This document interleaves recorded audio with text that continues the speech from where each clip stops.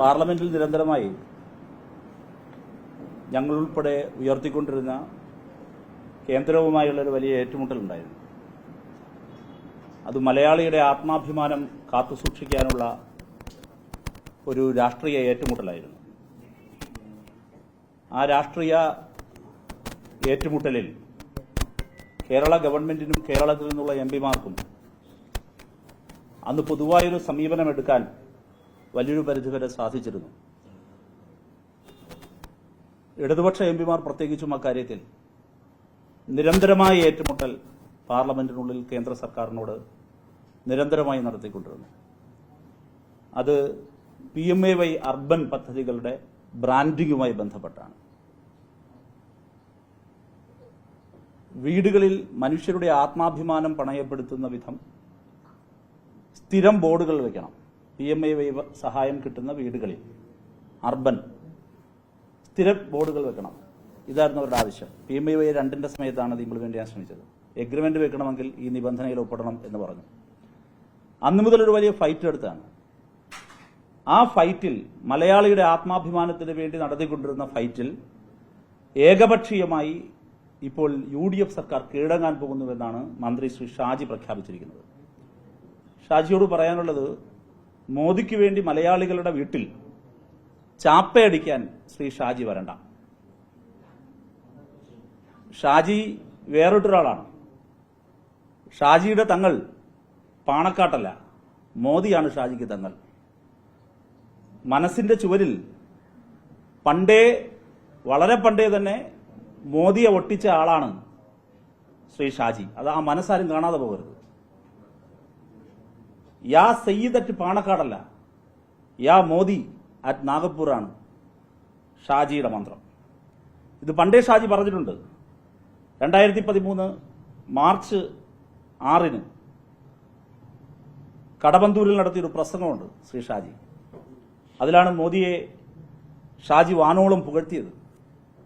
ഗുജറാത്ത് വംശഹത്യയിൽ മോദിക്ക് ഇന്ത്യയിൽ ആദ്യമായി ക്ലീൻ ചിറ്റ് കൊടുത്ത രാഷ്ട്രീയ നേതാവ് ഷാജിയാണ്. ആ പ്രസംഗത്തിലാണ്. ഇന്ത്യയിൽ ആദ്യമായി ഗുജറാത്ത് വംശഹത്യയിൽ മോദിക്ക് ക്ലീൻ ചിറ്റ് കൊടുത്തത് ഷാജിയാണ്. അത് 2013 മാർച്ച് 6 കടവത്തൂരിൽ അദ്ദേഹം നടത്തിയ പ്രസംഗത്തിലാണ്.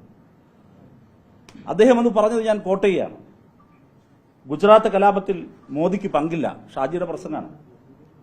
അതിൽ ഹിന്ദുത്വ അജണ്ടയുണ്ടായിരുന്നില്ല. വികസന കാര്യത്തിൽ ഗുജറാത്തിനെ മാതൃകയാക്കാം. 2013 മാർച്ച് 6 കടവത്തൂരിൽ ഷാജി നടത്തിയ പ്രസംഗമാണ്. ഇപ്പോ അതേ ഷാജി മോദിയുടെ പദ്ധതി ചാപ്പയടിക്കാൻ വരികയാണ്. അതിന് മലയാളിയുടെ ആത്മാഭിമാനത്തിന്റെ ചുവരു കിട്ടില്ല എന്നാണ് ഷാജിയെ ഓർമ്മപ്പെടുത്താനുള്ളത്. ഈ ജീവിക്കാനുള്ള അവകാശം എന്നാൽ ആത്മാഭിമാനത്തോട് ജീവിക്കാനുള്ള അവകാശം എന്നാണ് അതിന്റെ അർത്ഥം. ഭരണഘടനയുടെ 21ാം അനുച്ഛേദം ഇതുകൂടി ഉൾപ്പെടുന്നതാണ്, റൈറ്റ് ടു ലൈഫ്. അല്പം മുമ്പ് ഷാജിയുടെ വാർത്താസമ്മേളനം ഞാൻ കണ്ടു. അതിൽ അദ്ദേഹം പറയുകയാണ് വളരെ തന്ത്രപൂർവ്വം, ഞാൻ മോദിയുടെ പടം എവിടെയെങ്കിലും വെക്കുമെന്ന് പറഞ്ഞു. മോദിയുടെ പടമല്ല വെക്കുന്നത്, മറിച്ച് ബ്രാൻഡിംഗ് ആണ്. എന്നിട്ട് അദ്ദേഹത്തിന്റെ ഐപാഡിൽ എടുത്ത് കാണിക്കുകയാണ്. ബ്രാൻഡിംഗ് എന്ന് പറഞ്ഞാൽ എന്താണ് എന്ന് കാണിക്കുകയാണ്.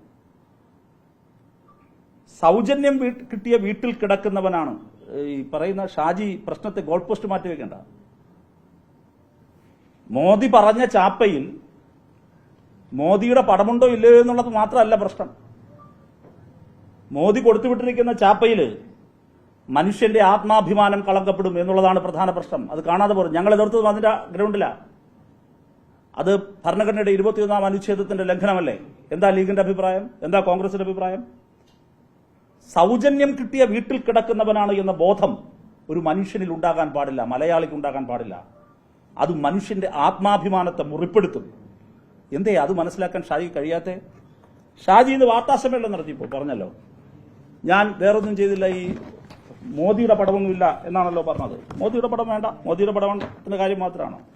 അപ്പൊ നിങ്ങളുടെ കൂട്ടത്തിലൊരു മാധ്യമ പ്രവർത്തകൻ അനൂപ് ദാസ്, അദ്ദേഹത്തിന്റെ യാത്ര, ഉത്തരേന്ത്യൻ യാത്രയിൽ ഡയറിയിൽ അദ്ദേഹം നടത്തിയ ഒരു സ്റ്റോറി നിങ്ങളുടെ ഒരു ചാനൽ പ്രക്ഷേപണം ചെയ്തതാണ്. കണ്ടോ? വീട് കണ്ടോ? ഷാജിയുടെ സ്വപ്നത്തിലെ മോദിയുടെ ചാപ്പയാണിത്. കണ്ടോ? ഒരു വീടിന്റെ പുറത്ത് ഇരുന്നില്ല. ദേ അടുത്ത് അതിൽ തന്നെ കാണാം, ആ റിപ്പോർട്ട് ചെയ്യുന്നുണ്ട്.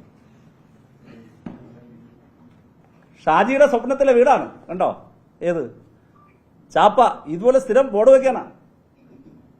എന്നിട്ട് ഒരു ഉളുപ്പുമില്ലാതെ ഇന്ന് രാവിലെ ശ്രീ ഷാജി പറയാണ്, ഞാൻ മോദിയുടെ പടം വെക്കാൻ പറഞ്ഞില്ലല്ലോ എന്നാണ്. ഇങ്ങനെ അടിച്ചു വെക്കാനാ, ഇങ്ങനെ പെർമനന്റ് ആയ ബോർഡ് വെക്കാനാ ഷാജി പറഞ്ഞത് മോദി? PMAY അർബൻ 2ാം ഘട്ടം എത്തിയപ്പോൾ കേരളത്തിലെ ഗവൺമെന്റ് എന്താ പറഞ്ഞത്? ഇങ്ങനെ സ്ഥിരം ബോർഡ് വെച്ച് ചാപ്പയടിക്കാൻ മലയാളിയുടെ വീട് കിട്ടില്ല. ഇതാണ് തർക്കം. നിങ്ങൾ ആലോചിച്ച് നോക്കൂ, നമ്മുടെ വീട്ടിൽ ഇങ്ങനെ അടിച്ചു വെച്ചാൽ എങ്ങനെ ഇരിക്കും? നമുക്കെല്ലാം വീടുണ്ടല്ലോ, നമുക്കെല്ലാം ആത്മാഭിമാനം ഉണ്ടല്ലോ. എന്താ ഞാൻ നേരത്തെ പറഞ്ഞ റൈറ്റ് ടു ലൈഫ് പറഞ്ഞ് എത്ര കോടതി വിധികളാണ്, സുപ്രീം കോടതി വിധികളാണ് റൈറ്റ് ടു ലൈഫിനെ വിശദീകരിച്ചത്? ഇന്ന് രാവിലെ നടത്തിയ അദ്ദേഹത്തിന്റെ വാർത്താ സമ്മേളനത്തിൽ പോലും മനുഷ്യന്റെ ആത്മാഭിമാനത്തെക്കുറിച്ചുള്ള ഒരാശങ്കയും ശ്രീ ഷാജി മിനിസ്റ്റർക്കില്ല. അദ്ദേഹം അത് പ്രകടിപ്പിച്ചേ കാണുന്നില്ല.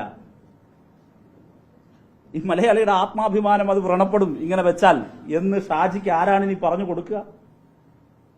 ഇപ്പോൾ നമ്മളെല്ലാവരും ലോൺ എടുത്ത് വീട് വയ്ക്കുന്നവരാണല്ലോ. ആ ബാങ്ക് പറയാണ്, ഞാൻ കടന്നുകൊണ്ടാണ് നിനക്ക് വീട് വയ്ക്കാൻ പറ്റിയത്, നിന്റെ വീടിന്റെ ചുവരിൽ ഒരു സ്ഥിരം എന്റെ ലോഗോ വെക്കണം, ഒരു ബോർഡ് വെക്കണം എന്ന് പറഞ്ഞാൽ നമുക്കാർക്ക് പറ്റും? അത് സാധിക്കുമോ?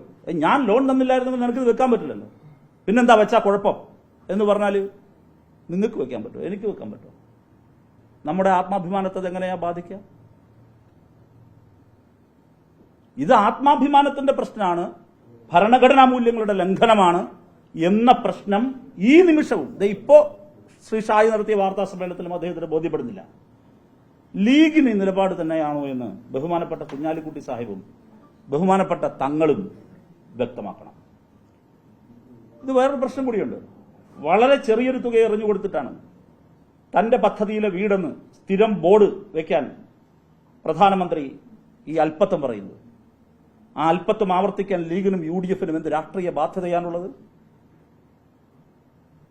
വീടില്ലാത്തവർക്ക് വീട് വെക്കാൻ സഹായം ചെയ്യേണ്ടത് ഒരു സർക്കാരിന്റെ ഭരണഘടനാപരമായ ബാധ്യതയാണ് എന്നത് മറന്നുകൊണ്ടാണ് മോദി സർക്കാർ ബ്രാൻഡിംഗ് നിബന്ധന അടിച്ചേൽപ്പിക്കുന്നത്. മോദി ഭരണഘടനാ മൂല്യങ്ങളെ അവഗണിക്കുമ്പോൾ അത് അനുകരിക്കാനല്ല കേരളം ശ്രമിക്കേണ്ടത്, എതിർക്കുകയും തിരുത്തുകയും ചെയ്യുകയാണ് വേണ്ടത്.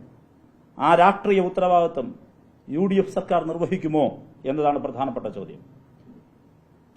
മോദിയുടെ അല്പത്വവും കാപട്യവും ജനങ്ങളോട് പറയാൻ ഉള്ളൊരവസരമായി ഇതിനെടുക്കണ്ടേ? നമ്മുടെ ലൈഫ് ഭവന നിർമ്മാണ പദ്ധതിയിൽ നഗരങ്ങളിൽ നൽകുന്നത് ആകെ 4 ലക്ഷം രൂപയാണ്.